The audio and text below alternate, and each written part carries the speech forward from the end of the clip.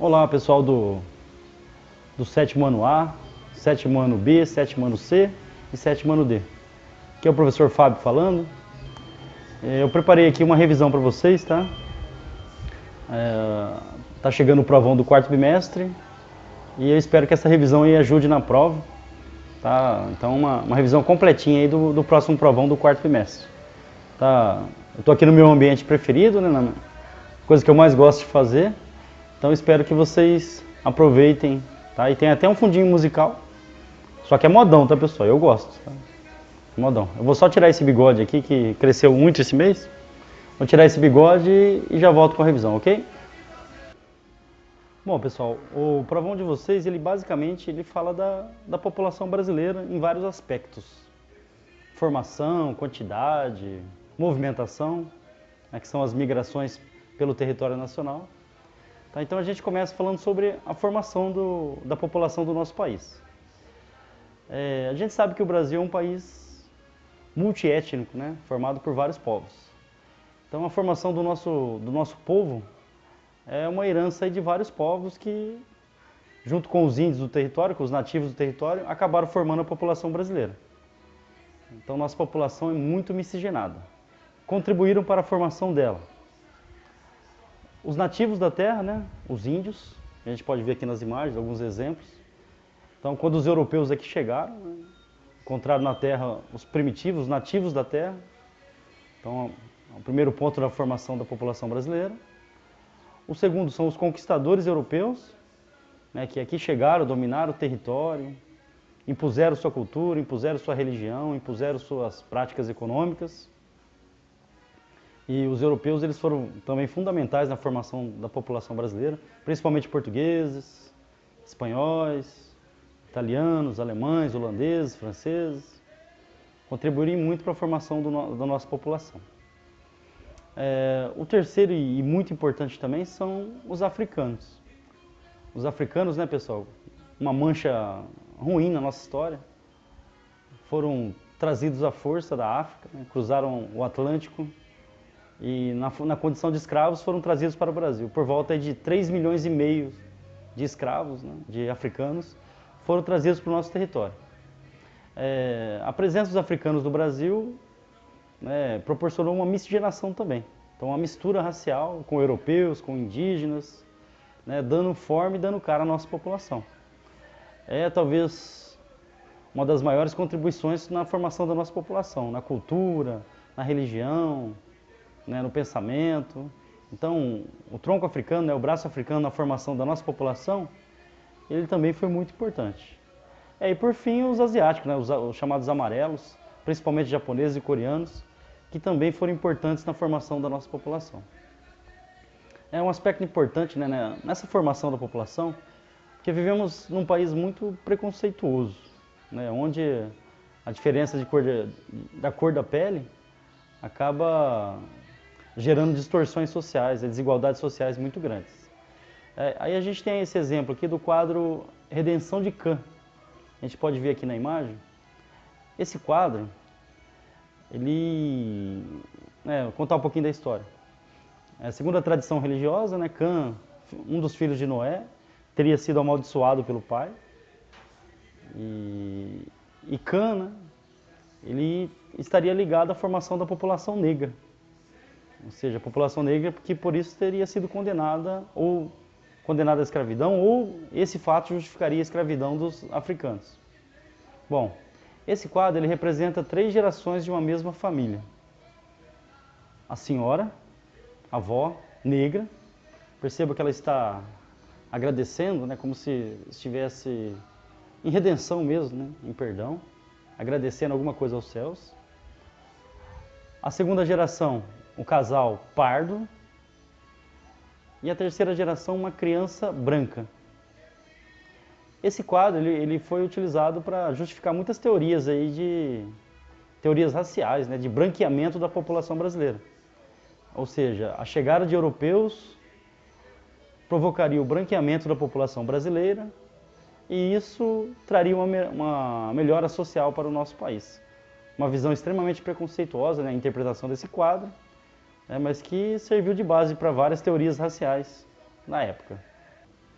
Outro aspecto importante sobre a população brasileira, né, e também mundial, também muito cobrado no Enem esse tema, é sobre o crescimento da população. Por exemplo, como que está o crescimento da população atualmente? Qual é a velocidade? Se está aumentando, se está diminuindo? São algumas questões importantes, né, para a gente avaliar. Ó, primeiro aspecto, né, temos alguns conceitos sobre população. Por exemplo, população absoluta. Número total de habitantes de um país, de uma área, de uma região, de uma cidade. Ou seja, população total absoluta é o número total de habitantes de uma área. População relativa. Eu pego o número total de habitantes e divido pelo tamanho do território.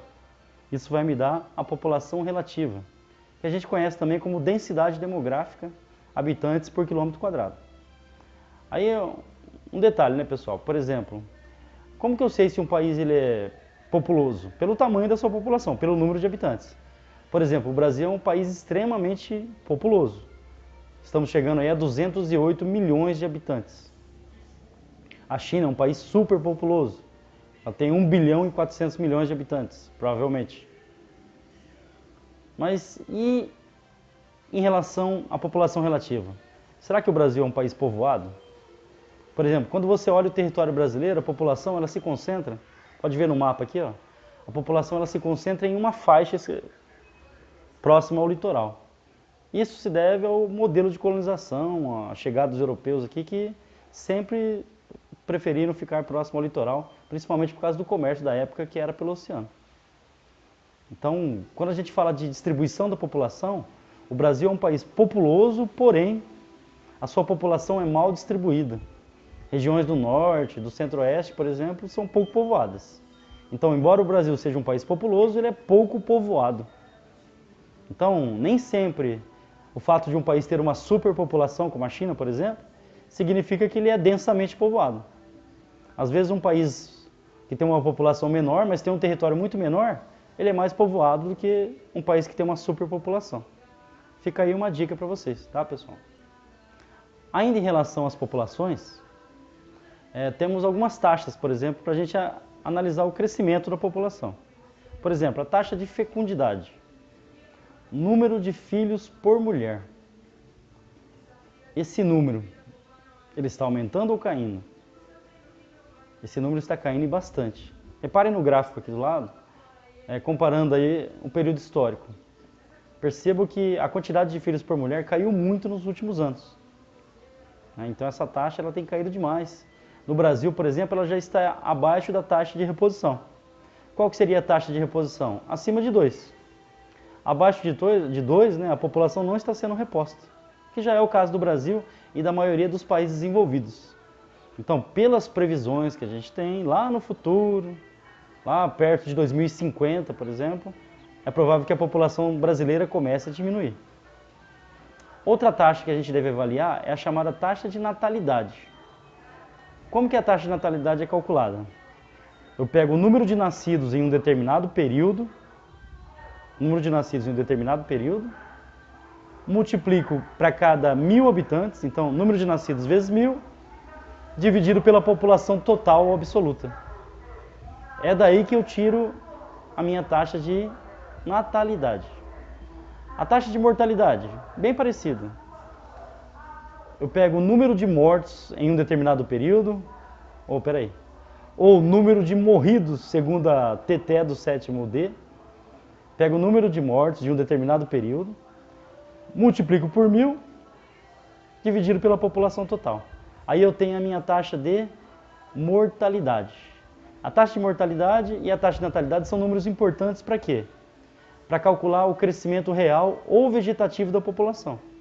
Então eu pego a taxa de natalidade, retiro ou subtraio a taxa de mortalidade e o resultado vai ser o crescimento real ou vegetativo da população. Perceba, né, pessoal, que é óbvio, esse número está em queda. Ora, se a taxa de fecundidade está menor, se a taxa de natalidade está menor, a taxa de fecundidade, o crescimento vegetativo, ele está em queda acentuada no caso do Brasil. Então, todos esses números estão em queda. Lembrando que a taxa de mortalidade também. Por exemplo, a mortalidade infantil no Brasil diminuiu muito nos últimos anos. Os melhores tratamentos médicos, remédios melhores, melhores diagnósticos, tudo isso tem feito a população viver muito mais. A nossa expectativa de vida está por volta de 75 anos atualmente. Então, no Brasil a gente vive muito mais atualmente. Então, esses números, eles mostram um retrato da nossa população. Lembrando que o ritmo de crescimento é muito menor atualmente. Mas um detalhe, hein? Natalidade caindo, fecundidade caindo. Mas a população total, o número de habitantes, o total de habitantes, esse não está caindo ainda. Tá? A população ainda continua crescendo. E um dos motivos é que a população demora muito mais para morrer. A expectativa de vida do nosso país, ela está muito grande atualmente. Ok? Outro aspecto importante sobre populações é a chamada pirâmide etária, que a gente pode ver aqui do lado. A pirâmide etária é a divisão da população por faixas de idade. Na base da pirâmide, na parte de baixo da pirâmide, temos a população jovem e no topo da pirâmide a população mais velha. O que está acontecendo? Compare esses dois períodos que estão aqui do lado. No passado, a quantidade de jovens era muito maior do que a quantidade de idosos e adultos também. Com as mudanças nas taxas de natalidade, de fecundidade, há cada vez um número menor de jovens em relação aos adultos. Quais são as consequências para o futuro dessas mudanças sociais? Por exemplo, a população economicamente ativa, o número de trabalhadores, vai diminuir no futuro. A proporção de idosos em relação a de jovens vai aumentar. Isso vem sendo utilizado pelos governos e pelo governo do Brasil também para justificar mudanças nas regras de aposentadoria. Por quê? Cada vez teremos um número maior de idosos para um número menor de jovens. Isso, no futuro, pode gerar problemas na previdência social do nosso país. Então, são esses dados que o governo utiliza, por exemplo, para tentar mudar o tempo que o brasileiro vai demorar para se aposentar. Ou seja, pelas tendências, vocês, principalmente, vão demorar muito para aposentar. Eu também, com toda certeza. Tá, pessoal? Então, a pirâmide etária é muito interessante para a gente analisar a dinâmica social de um país. Os países desenvolvidos, todos eles, sem exceção, apresentam uma redução muito grande no número de jovens e um aumento proporcional no número de adultos e idosos. Outro detalhe importante, a gente analisar a pirâmide social, lá no topo da pirâmide, há sempre um número maior de mulheres do que de homens. Porque, na média, as mulheres vivem mais. Aí, uma justificativa para isso seria os casos de violência, por exemplo, no trânsito. Os homens, na média, morrem mais rápido do que as mulheres. Ok? Então, a pirâmide etária é uma boa análise para a gente fazer para essa prova. Tá? Lembrando, é a divisão da população por faixas de idade. Há um envelhecimento da população, um aumento no número de adultos em relação aos jovens. Isso vem sendo utilizado pelo governo para justificar mudanças nas regras de aposentadoria no nosso país. Ok, pessoal? Pessoal, outro assunto que vai ser alvo da prova, são as migrações internas, ou seja, a movimentação da população pelo território nacional. Por que as pessoas mudam? Por que elas migram? É o nosso debate a partir de agora. Um detalhe, pessoal, uma regra básica. Normalmente a pessoa sai de uma situação pior em busca de uma situação melhor. A pessoa está numa situação precária e ela vai em busca de uma situação melhor. Normalmente a migração ela tem esse aspecto. Quando a gente fala de migração, o Nordeste talvez seja o principal exemplo. E para isso eu peguei esse quadro aqui, um quadro muito famoso de Cândido Portinari, se eu não me engano de 1944. Esse quadro ele mostra uma família muito pobre. A imagem mostra isso. O nome do quadro é Os Retirantes. Retirantes é o termo utilizado para famílias pobres que fugiram da seca do Nordeste em busca de uma vida melhor.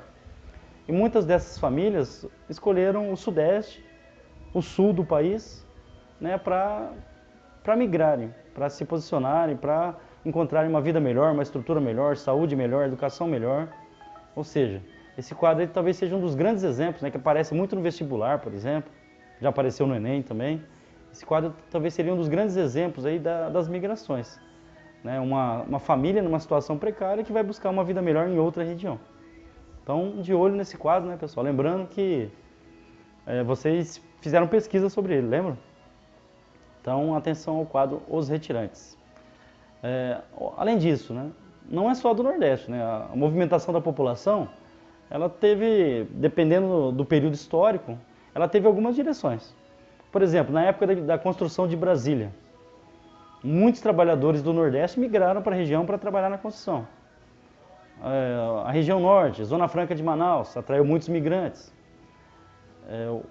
A região Centro-Oeste, né, que é um caso atual, a região Centro-Oeste é a nossa nova fronteira agrícola.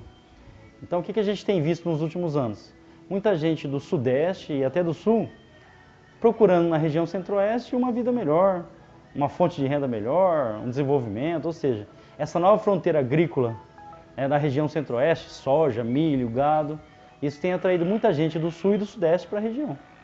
Tá? Então, são movimentos populacionais pelo nosso país, né, que a gente deve analisar, né, bem, lembrando do exemplo do Centro-Oeste, que é a região que atualmente mais atrai migrantes. Outros exemplos de migrações, por exemplo, essa aqui é bem interessante, migração pendular.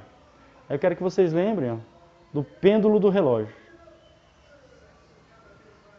Vou fazer uma ilustração para vocês aqui para exemplificar, para dar um exemplo desse tipo de migração. Migração pendular é um movimento diário, ou seja, acontece todo dia, de vai e volta. O cara mora numa cidade, a cidade dormitório, ele trabalha na cidade maior e no final do dia ele volta para a sua cidade. Vou fazer uma ilustração aqui, vamos usar de exemplo o professor Ezequiel. O professor Ezequiel ele mora numa grande cidade aqui da região chamada Badibacite, né, uma cidade muito grande mesmo, tem até semáforo na cidade, impressionante. E todo dia o professor Ezequiel levanta cedo, né, sai da sua cidade e vem até São José do Rio Preto, onde ele trabalha numa escola estadual. Cumpre o seu horário durante o dia, né, nas suas aulas de matemática espetaculares, e depois retorna para Badibacite.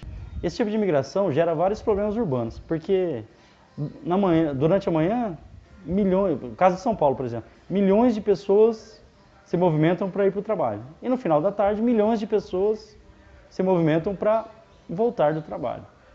Engarrafamentos, transtornos nos trens, no caso de São Paulo, metrô e tudo mais, tudo muito lotado, tudo muito cheio.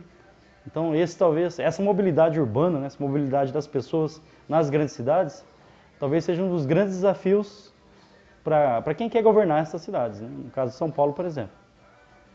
A migração sazonal. A migração sazonal, ela se define assim: um trabalhador, ele migra para uma determinada região, passa um período, alguns meses, e depois retorna. Esse tipo de migração, normalmente, ele é ligado à colheita. Por exemplo, um exemplo da nossa região, tem a colheita da cana. O cara vem trabalhar na colheita da cana, passa um período na colheita e depois retorna para a sua cidade de origem. Essa é a chamada migração sazonal. A migração permanente. O cara deixou a sua região, fugindo da pobreza, da miséria, se estabeleceu em uma região e por ali ficou. Essa é a migração permanente. Como o nome diz, né, pessoal? A migração de retorno.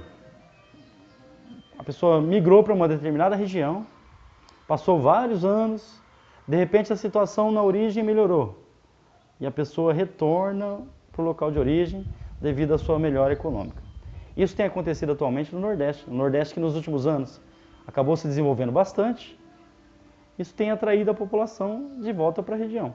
Então muita gente que veio para o Sudeste está retornando para o Nordeste atualmente devido à melhoria da situação econômica da região. Bom, pessoal, é isso. Então, espero mesmo que essa videoaula, que essa revisão em vídeo, né, pessoal, no YouTube, ela ajude, né, no provão de vocês, que vocês tirem boas notas, que gabaritem a prova. E é isso aí, tá? A gente se vê na próxima. Até lá, pessoal, porque eu tenho que acender. Vai começar um churrasquinho daqui a pouco, tá? Tá todo mundo convidado, pode vir. O endereço vai estar no final do vídeo, tá bom? O endereço vai estar lá no rodapé do vídeo. Acessem o endereço, estão todos convidados para o churrasco hoje, ok?